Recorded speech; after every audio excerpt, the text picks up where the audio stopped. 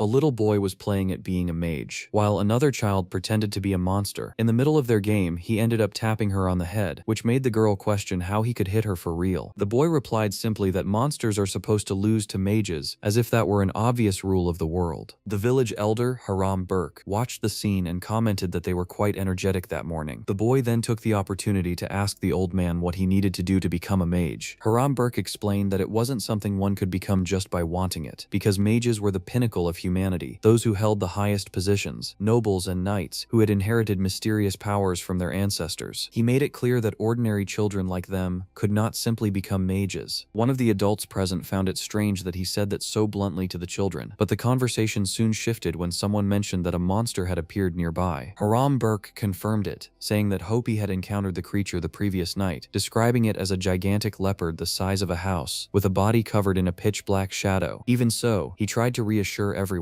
explaining that the village chief had already gone to the city to ask a mage for help, and that this mage would surely be able to deal with the monster. In the meantime, everyone should avoid the forest, especially the children, because without a mage it would be almost impossible to kill such a creature. One of the adults asked if everyone in the village was already aware of the situation, and Haram Burke said yes, but the man insisted, asking if even the shepherd on the hill knew. Meanwhile, that very shepherd, Turin, was lying on one of his sheep beside his dog, bored with the repetition of the same scenery and routine every day. He thought that at this rate he might even forget how to speak, since he barely interacted with anyone. At that moment, Haram Burke showed up, complaining that he really was lazy, since the sun hadn't even begun to set and he was already resting. Turin replied irritably, telling the old man to move because he was blocking the sunlight. Haram Burke then asked if he was still resentful about a past incident, mentioning his mother's death and the issue with the sheep he had tried to turn into shared property. Turin admitted that he was, saying he wasn't generous enough to share his inheritance, and that they weren't close enough to be discussing such matters. He told the old man to just say what he wanted and leave. Haram Burke then explained that a monster had appeared, a giant leopard seen by Hopi, and that he was warning everyone in the village. Turin acknowledged that it was a serious problem but showed no fear, which made the elder remark that he would likely be the most probable target for living in isolation, though he couldn't say where that courage came from. Still, he emphasized that the village chief had already gone to fetch a mage and said he had come there out of concern for him. Turin retorted that he wasn't being honest and was actually worried about the sheep, not him, telling the old man to leave. Haram Burke walked away irritated, while Turin remained thinking about monsters, reflecting that they were the counterparts to mages, just as humans had mages, beasts had monsters. He wondered if he might finally get the chance to see a real mage, though he suspected that one summoned by a rural village chief probably wouldn't be very impressive. Suddenly, Turan smelled blood and decided to head toward the forest, exactly where the monster would be. On the way, he found Haram Burke's body, completely destroyed, split in half and covered in blood. Despite the warning to be careful, the old man had been caught first. Judging by the severity of the wounds, Turan concluded it could only be the work of a monster. Soon after, he heard something approaching, until the creature appeared, just as described, a gigantic leopard shrouded in shadows. Back in the village, the boy who had been playing as a mage asked his father how strong a monster was, and whether even adults couldn't defeat one. The father replied that if an ordinary person like him encountered a monster, not even bones would be left, but tried to reassure his son by saying the village chief would bring a mage and everything would be fine. The boy wanted to be sure that the mage would win and punish the monster, and the father guaranteed it, explaining that mages were powerful beings capable of defeating monsters with just a single word. In the forest, when the monster lunged at Turan, he simply told it to die, and for a moment it recoiled, as if it might actually obey. He found it strange when it didn't fully work, and when he tried again with a command to stop, he realized the monster could resist, concluding it was a strong creature. When the leopard attacked with its claws, Turan dodged and did what he knew best as a shepherd. He grabbed his sling, hardened a stone with magical words, and increased the speed of his shot. At the right moment, he launched the attack with enough force to tear off half of the monster's head, yet the creature still advanced to devour him, so he adjusted his attack, saying he was aiming for the head, causing the stone to return and completely crush the monster, finally bringing it down. After the fight, Turan admitted to himself that it was the first time he had used that kind of power against a monster, and he began to wonder what to do with the body, imagining that the villagers would probably make him deal with it. It became clear that he was a mage, something he had discovered as a child. At the age of 8, he had realized his abilities, and by 10 he could already use them, having shown everything to his mother, saying he could control fire, wind, and move objects. That memory stood out because it was the first time his mother had truly been angry. She said she needed to talk to him, and asked if he wanted to keep living with her for a long time. For that to happen, he had to promise never to use those powers in front of other people. She explained that those with such power were called mages, divided between nobles and knights, knights. The nobles were descendants of a divine people called the Frieren,